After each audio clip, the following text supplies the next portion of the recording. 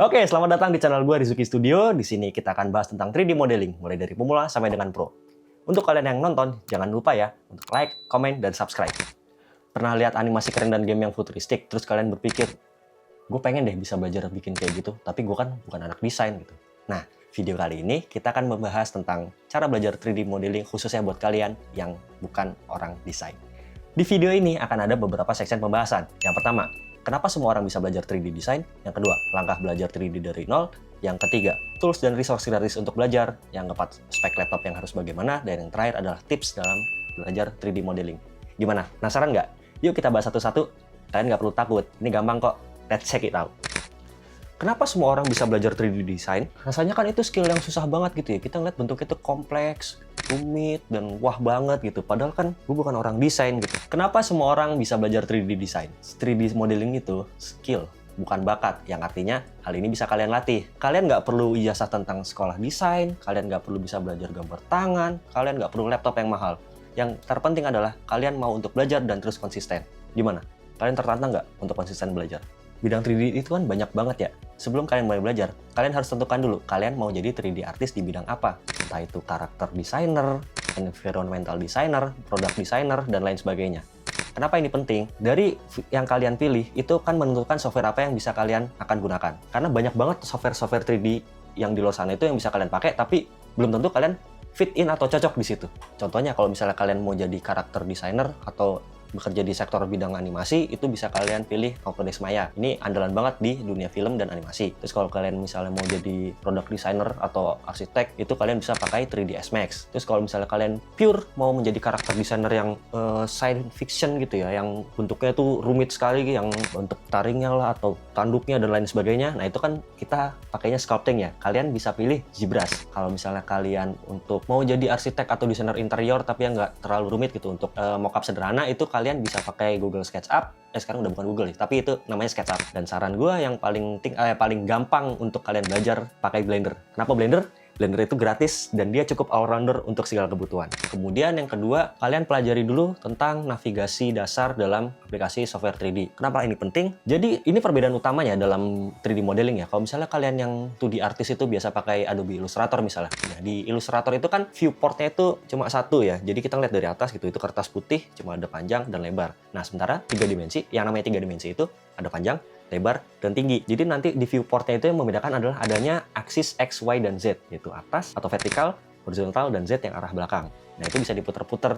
Jadi kalian harus memahami cara muter viewportnya, cara zoom, atau cara ganti mode view objek. Itu kalian harus pelajari dulu dasar-dasar dari navigasi 3D modeling. Kemudian setelah dari sana, kalian bisa belajar apa itu mesh dalam 3D. Mesh dalam 3D itu apa sih? Jadi mesh itu adalah kumpulan titik, garis, dan permukaan yang menyusun sebuah objek 3 dimensi. Ini sama halnya dengan unsur-unsur dalam desain. Jadi bayangkan di kertas bidang kerja kalian itu adalah satu titik. Titik ini adalah bidang satu dimensional. Ketika ada 2 titik dan dia terhubung, itu adalah garis. Dan ketika ada 4 titik yang terhubung, dia akan membentuk sebuah bidang. Inilah bentuk 2 dimensi. Kalau mau jadi 3 dimensi itu bagaimana? Dia ada bidangnya ke arah belakang. Jadi dari sini, dia ke arah belakang. Nah, itu perbedaannya antara 2 dimensi dan 3 dimensi. Jadi kalian harus memahami apa itu mesh dalam 3D. Kalian harus mempelajari tentang yang paling gampang itu belajar dari bentuk dasarnya dulu. Di balik karakter-karakter yang rumit atau desain-desain yang keren di iklan-iklan produk gitu ya. Kayak misalnya iklan komputer, wah CPU-nya itu bisa di exploded view yang terpisah-pisah. Nah, itu kan rumit banget gitu ya. Semua berangkat dari 4 bentuk sederhana dalam 3D model.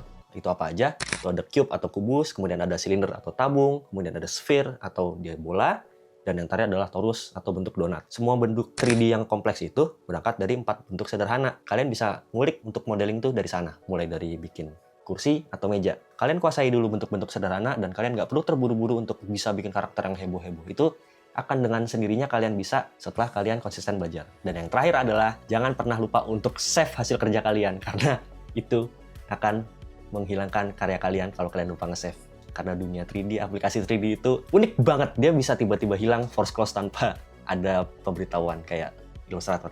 Jadi jangan pernah lupa save. Tools dan resource gratis untuk belajar. Ini pertanyaan yang banyak banget gue temuin, entah itu buat diri gue sendiri ataupun gue baca di postingan orang lain ya. Jadi gue aktif tergabung dalam forum-forum 3D artist di Facebook. Gue aktifnya di Facebook ya. Misalnya saat gue share postingan tentang portofolio gue, gitu, gue bikin postingan tentang showcase gue, berbagai macam sudut pandang objek 3D yang gue bikin gitu ya. Itu komentar tuh 1-2 tuh ada aja gitu yang nanya, "Bang, tutor dong, Bang, cara bikinnya gimana ya?" gitu, dan lain sebagainya. Itu tuh banyak banget. Ini menurut gue sangat menarik perhatian sekali ya. Jadi kita ini kan sekarang udah di tahun 2025 ya, akses informasi itu banyak banget dan terbuka bebas gitu. Kalian bisa menemukan apapun di internet kalau kalian mau. Jadi resource dan tools untuk belajar 3D itu juga gak kalah gampang dicari gitu. Kalau misalnya kalian bingung gitu, belajar di mana ya? Dari yang paling pertama yang gratis itu kalian bisa belajar dari YouTube. Dari YouTube itu ada ribuan tutorial Blender, cara modeling, cara apa itu banyak banget. Kalau misalnya gue rekomendasi channel yang bagus untuk belajar tuh apa ya? Gue rekomendasikan channel Blender Guru. Blender Guru itu terkenal dengan tutorialnya bikin donat, sampai bahkan ada kalimat gitu, kalian belum afdol belajar Blender kalau belum pernah bikin donat. Kalian bisa cek itu channel Blender Guru. Kalau gue waktu itu ikutinnya sih channelnya Natural Art Freaks, yaitu tentang bikin kendaraan gitu. Ya, kalian bebas pilih yang mana, itu ada banyak banget bisa kalian cari. Kemudian selain dari YouTube, kalian bisa ikut aktif di forum-forum yang ada di internet, entah itu Facebook atau Reddit. Itu banyak banget forum yang ada gitu. Entah itu dari forum kecil atau forum besar. Di situ kita lebih enak, kita bisa tanya jawab, kita bisa upload tentang portofolio kita bagaimana, dan kita bisa mendapatkan masukan dari mereka gitu. Selain forum, kalian bisa cari lagi yang di internet itu, kalau kalian punya budget lebih sih khususnya, itu kalian bisa mencari online course atau offline course. Itu untuk kalian yang punya budget lebih untuk belajar. Jadi itulah tools atau resource untuk belajar, mulai dari YouTube, forum, ataupun online course. Kalian tinggal pilih yang sesuai dengan kebutuhan kalian. Untuk spek laptop tuh bagaimana? Haruskah mahal gitu? Enggak juga. Jadi pengalaman gue dalam main di dunia 3D modeling itu gue udah sekitar 10 tahunan ya. Kalau gue boleh cerita, gue dulu awal belajar main 3D itu pakai laptop yang spek biasa aja gitu. Gue ingat banget dulu laptop pertama gue buat main 3D itu laptop Toshiba C800. Itu RAM-nya cuma 4GB, itu juga setelah gue upgrade gitu ya. Jadi kalian itu bisa untuk start belajar ya. Kalian nggak perlu laptop yang mahal untuk belajarnya itu dari hal yang sederhana aja, kayak tadi gue bilang itu kan, tentang modeling kursi kah, meja kah, atau objek-objek karakter sederhana yang kayak di kartun-kartun anak-anak untuk yang bayi khususnya gitu. Nah, itu kan objeknya itu sederhana. Kalian kalau belajar yang di tahap itu tuh nggak perlu laptop mahal gitu. Yang penting kalian nggak perlu ngerender yang terlalu berat, yang sampai ada shadow-nya lah, refleksinya segala macam. Nah, itu jangan. Itu memberatkan kinerja laptop kalian dan laptop kalian bisa meledak. Kalian cukup menggunakan laptop dengan spek RAM 4-8GB untuk belajar modeling dasar dan rendering sederhana dengan warna-warna yang simple. Itu udah cukup banget. Kalian nggak perlu spek yang mahal. Kalau mungkin kalian mau naik kelas gitu, kalian udah mulai serius gitu, kalian bisa nabung dulu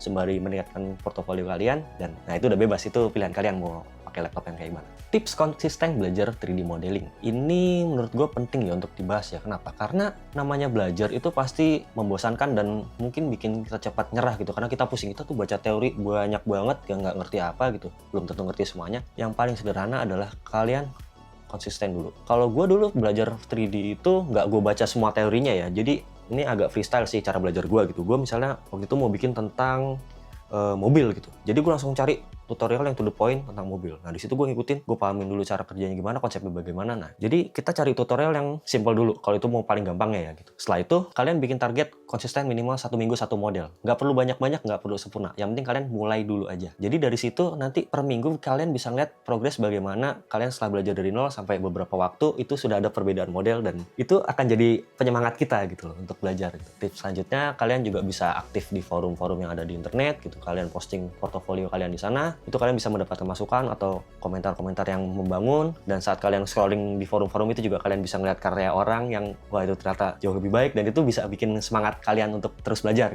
Jangan pernah minder ataupun malu dengan karya kalian. Kenapa? Karena itu adalah portofolio kalian yang suatu saat siapa tahu akan membawa kalian jauh maju ke depan. Jangan pernah bandingkan diri Anda atau diri kalian ya dengan orang lain gitu. Bandingkan diri kalian itu dengan yang kemarin gitu. Kayak misalnya hari ini kalian baru belajar tentang bikin kursi, terus besok kalian bikin kursi lagi. Sampai berulang-ulang dalam 7 hari itu kalian berulang-ulang bikin kursi sampai ada 7 model. Kalian coba komparasikan 7 model itu. Nah, itulah yang harus kalian bandingkan dengan diri kalian sendiri. Jangan pernah lihat orang lain. Ya mungkin untuk inspirasi nggak apa-apa ya, tapi jangan pernah malu untuk pamer portofolio. Jadi belajar 3D modeling itu bisa banget untuk semua orang. Gak perlu kalian itu punya background desain kah, background apakah, enggak. 3D modeling itu ilmu untuk semua orang. Yang penting kalian punya niat untuk belajar, konsisten, dan terus berkembang, maka kalian akan bisa menjadi seorang 3D artist yang profesional. Yang penting mulai aja dulu, jangan pernah tunggu sempurna. Karena salah satu sahabat gue pernah berkata, "My hard work beat your talent."